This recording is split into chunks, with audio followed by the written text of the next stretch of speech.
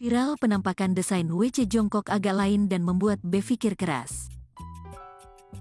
Toilet di rumah biasanya didesain senyaman mungkin sesuai keinginan pemiliknya. Umumnya, toilet ini digabung dengan kamar mandi supaya hemat tempat.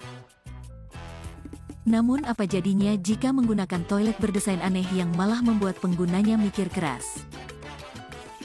Dalam video viral berdurasi 7 detik ini menampilkan penghuni rumah memamerkan WC jongkok di rumahnya. Desain WC jongkok dalam video tersebut memang agak lain dan cenderung aneh. Tak ayal lagi video ini viral di media sosial. Selain jauh dari kesan estetik, desain toilet buang hajat di video itu benar-benar menyulitkan pengguna.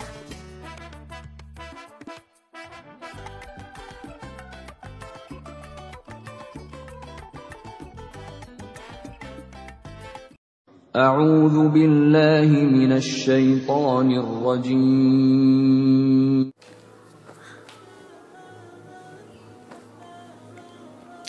Assalamualaikum warahmatullahi wabarakatuh. Alhamdulillahirabbil alamin. Alhamdulillahilladzi hadana li hada wa ma kunna linahtadiya laula an hadanallah. Laqad ja'at rusulu rabbina bil haqq wa nudu an tilkumul jannatu uristumuha bima kuntum ta'malun. Asyhadu an la ilaha illallah wa asyhadu anna Muhammadan abduhu wa rasuluh sallallahu alaihi wasallam wa ala alihi wa ashabihi ajma'in wa ba'du. Ya ayyuhalladzina amanu ittaqullaha haqqa tuqatih wa la tamutunna illa wa antum muslimun.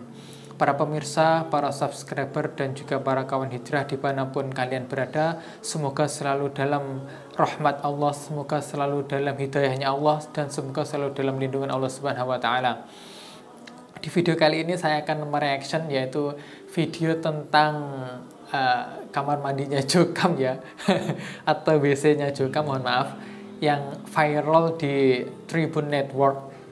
Ya, menurut komentator atau komentar di video tersebut, di isi video tersebut yaitu kamar mandi yang aneh atau kamar mandi yang nyeleneh, ya yang apa ya, yang WC jongkoknya itu tinggi banget gitu. Pemirsa yang dirahmati Allah Subhanahu wa Ta'ala, sebenarnya hal tersebut tidak aneh bagi kita kawan-kawan hijrah, atau bagi kita mantan Jokam dan juga saudara-saudara Jokam, itu tidak aneh. Ya karena itu sebenarnya saya kan juga belum lama sebenarnya ngaji di sana, dan saya juga sempat bertanya kepada para senior atau para pengurus yang ada di daerah saya, itu kenapa kok kamar mandinya itu didesain seperti itu? Ya itu ternyata dari pusat atau dari pemimpin kelompok mereka itu sudah didesain sedemikian rupa, atau memang bahasanya ya diatur lah. Ya karena di sana itu semuanya itu diatur, bahkan dari kamar mandi pun juga diatur gitu. Jadi masalah kemiringan lantai, terus kemudian WC jongkoknya, terus bak mandinya, berapa kolah, itu memang sudah diatur, sudah disetting dari pusat sana. Kemudian kita fokus ke WC jongkoknya itu, ya mungkin mereka itu niatnya baik ya, niatnya bagus, yaitu berhati-hati di dalam najis, atau bahasa mereka itu ya mutawarik lah, intinya kan gitu, berhati-hati. Akan tetapi karena di sana itu tidak belajar fikih, ya kita itu kan dulu sering berdoa atau ingin menjadi mendoakan anaknya menjadi faqih, alim, mandiri, kan kayak gitu ya. Ya namanya faqih itu orang yang ahli di dalam fikih, ya kan gitu. Dan fikih itu apa? Kan artinya hukum. Ya di dalam hukum, sebuah hukum, ya itu ya yang masyhur itu ya fikih 4 mazhab kan gitu. Dan di Jokam pun tidak dipelajari. Bahkan kita pun mungkin ya kalau pribadi saya, memang saya tidak belajar fikih sama sekali. Ya secara takhusus ya, secara khusus itu memang tidak belajar. Kalau senior saya atau mubalik senior atau mubalik Pak Bumi, saya juga kurang paham ya, apakah mereka juga belajar fikih secara khusus ya, apalagi fikih bab najis ini kan di kamar mandi itu seperti apa kan gitu. Apakah ini kita itu terlalu hulu, berlebihan di dalam menyikapi perkara najis, atau memang kita tidak tahu ilmunya?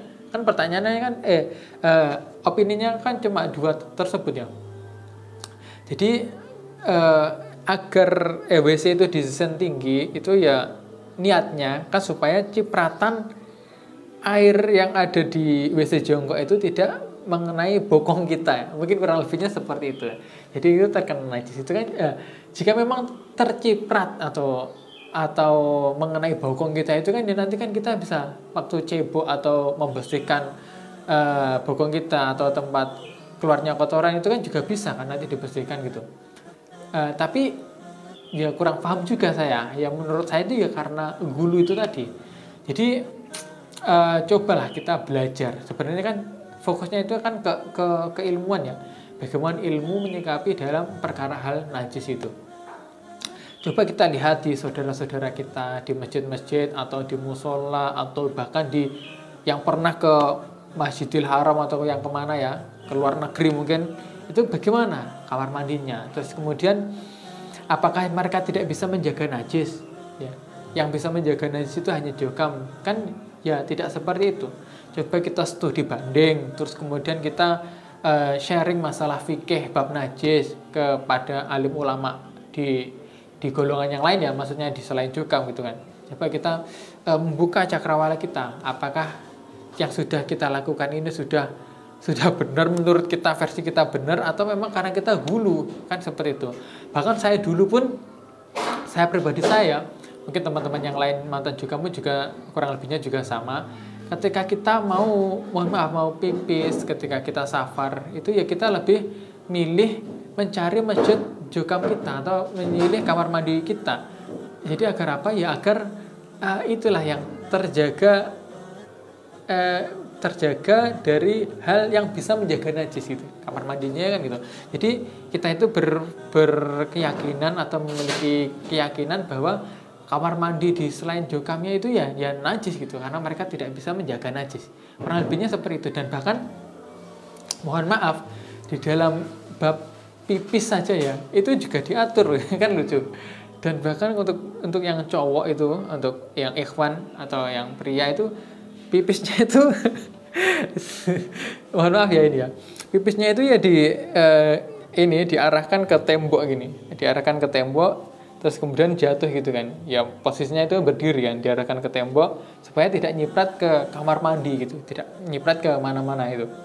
Itu diatur itu dari pusat gitu ya kan, lucu sebenarnya. Bahkan sunnah Nabi kita kan disuruh pipis jongkok ya kan gitu, pipisnya secara jongkok, terus kemudian satu kaki agak ke depan agar urinnya atau air kencing kita itu bisa keluar maksimal kan gitu, bisa tuntas kan gitu. Tapi tidak di sana, dengan diatur suruh ke tembok gitu kan, pipisnya diarahkan ke tembok. Ya ini nggak tahu ini ranahnya ke ijtihad atau ke sunnah, saya juga kurang paham juga. Emang lucu saudara kita. Dan yang paling lucunya lagi itu, ya mohon maaf sekali lagi ya, bahkan untuk para akhwat atau perempuannya itu, ibu-ibunya, intinya ke perempuannya itu,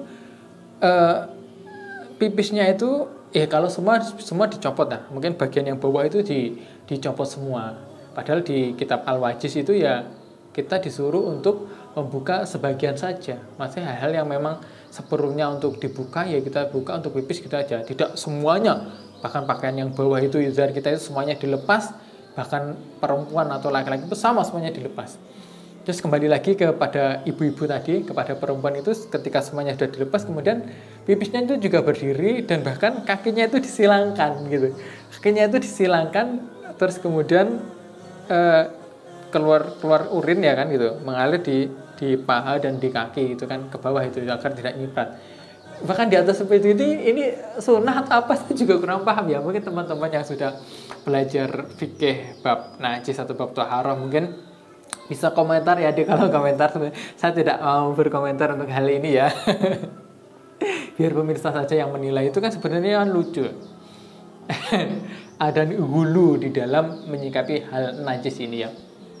Ya, kemudian nasihat saya ya untuk teman-teman yang masih berada di jokam itu ya, ayolah kita belajar fikih. Kita kan sering berdoa kan supaya kita atau anak-anak kita itu menjadi orang yang faqih, alim faqih kan gitu. Ya bagaimana kita menjadi anak yang faqih atau diri kita menjadi orang yang faqih jika kita tidak belajar fikih, tidak belajar hukum gitu kan.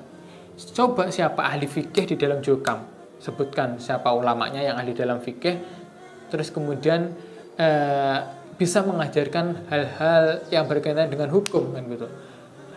Ya kan? Jika ada loh itu, jika tidak ada ya jangan mengurung diri atau membatasi keilmuan. Kemudian kita tidak belajar kepada orang alim selain golongan kita. Coba belajar bagaimana fikih itu seperti apa sih.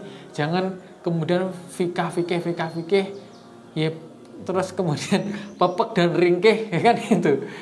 Maksudnya intinya fikih itu kayak dikesampingkan gitu. Maksudnya kayak dikesampingkan, ya hanya fokus pada Quran hadis ya. Ya dalam fikih itu juga ada Quran hadisnya. Jika kita memang belajar ya karena kita itu terlalu mudah menjustis, tidak mau belajar, ya akhirnya seakan-akan fikih itu tidak ada Quran hadisnya. Itu belum lagi kalau belajar usul fikih, ya terlalu jauh nanti kita pembahasannya. Dan kemudian untuk saudara-saudara kita yang sudah hijrah atau kawan hijrah, ya tetap bersemangat dalam berdakwah atau mengajak saudara-saudara kita yang masih di dalam untuk mengenal dunia luar, gitu. Minimal untuk berani membuka sosial media dan juga berani membuka tempurung kita lah. Ya, kita kan ibaratnya katak di dalam tempurung, ya. Kemudian kita ajak saudara kita yang masih di dalam atau saudara jukam untuk mengenal keilmuan di luar jukam. Terus kemudian bagaimana akhlak kawan hijrah ini, ya kita harus tetap menunjukkan dengan akhlak yang ahsan, akhlak yang bagus kan. Supaya apa? Jika kita berdakwah dengan cara yang baik atau kita menggunakan metodologi dakwah atau fikih dakwah dengan cara yang ahsan, dengan cara yang baik, ya insya Allah saudara-saudara kita yang masih berada di jukam itu mau mendengarkan ucapan kita. Tayyib, mungkin cukup sekian yang bisa saya sampaikan. Jika banyak kurangnya, saya meminta maaf yang sebesar-besarnya. Wa akhiru da'wana walhamdulillah. Assalamualaikum warahmatullahi wabarakatuh.